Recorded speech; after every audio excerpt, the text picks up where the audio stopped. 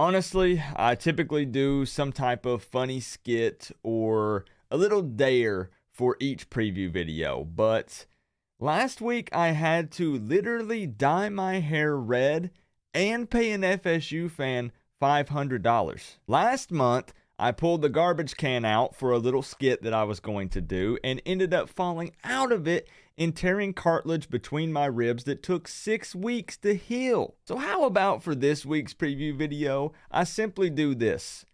Thank goodness big changes are happening at the University of Miami, and go Canes.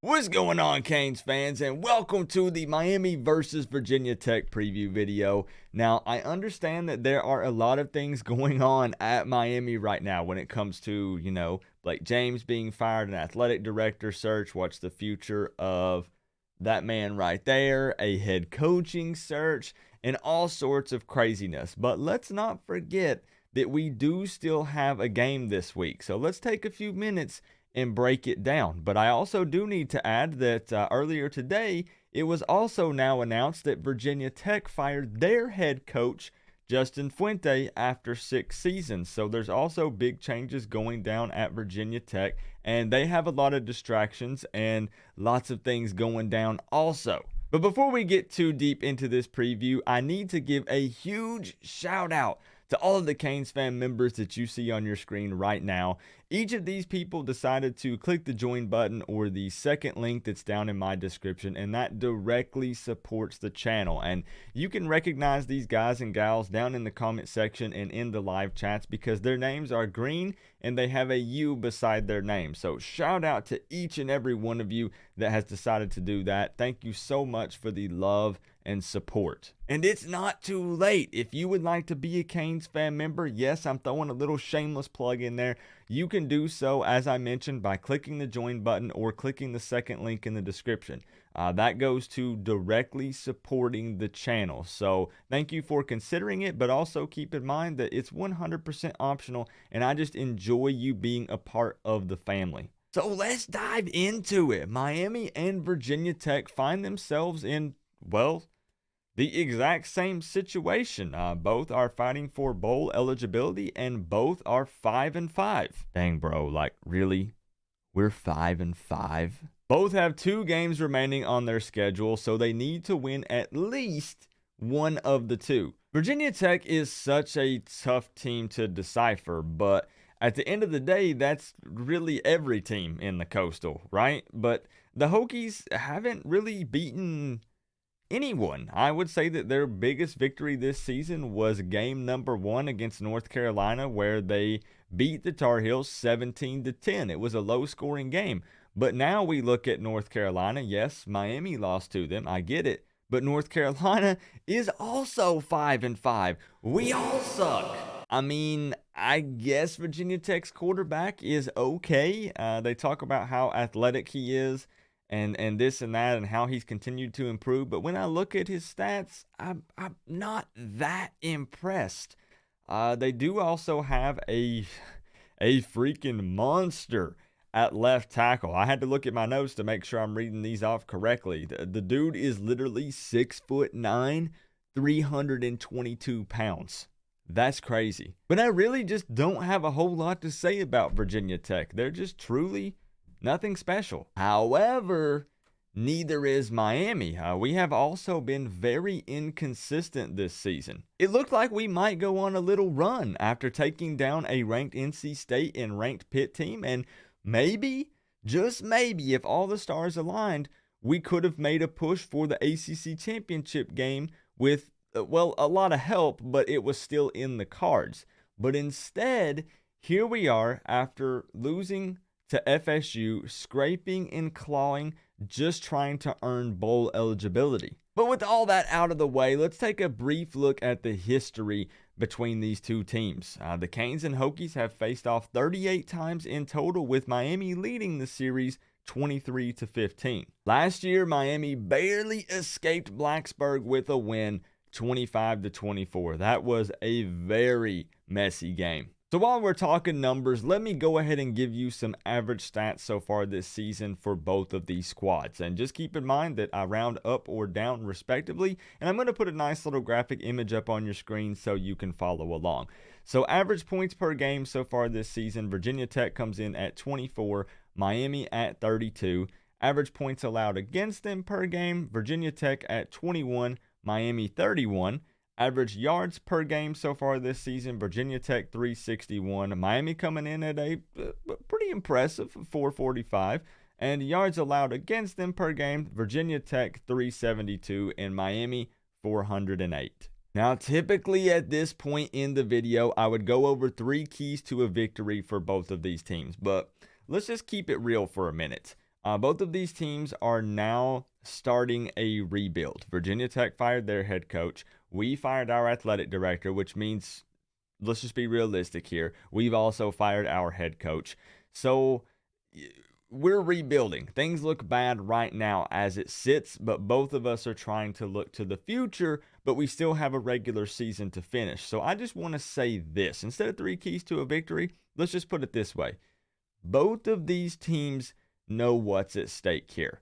Win this game and you're bowl eligible, and it doesn't come down to one final game that you have to win. Go ahead and take care of business in this one so you can go ahead and earn that bowl eligibility. One of my biggest points going into this was going to be, could the Miami Hurricanes players avoid and get over any of the outside noise and distractions going on at the university right now? Because of course, Miami fans were excited, new beginnings and all these changes are going down, but that does create a big distraction for the players, even if we see it as a positive thing. However, after making the notes for this video, and as I already just announced at the beginning, Virginia Tech is now in the same spot. They still have the same athletic director, but they fired their head coach. And he's not going to be here. Like, he's canned. He's gone. I think it's the defensive line coach that's going to step in and be the interim head coach for the time being. So they have just as many distractions as well, or very close to it. So, man, this is just going to be a wild game. But now it's time for everyone's favorite part of the video, Coop's score prediction for this one. But before we get into it, you already know, the OGs know it's coming. The completely pointless ESPN matchup predictor.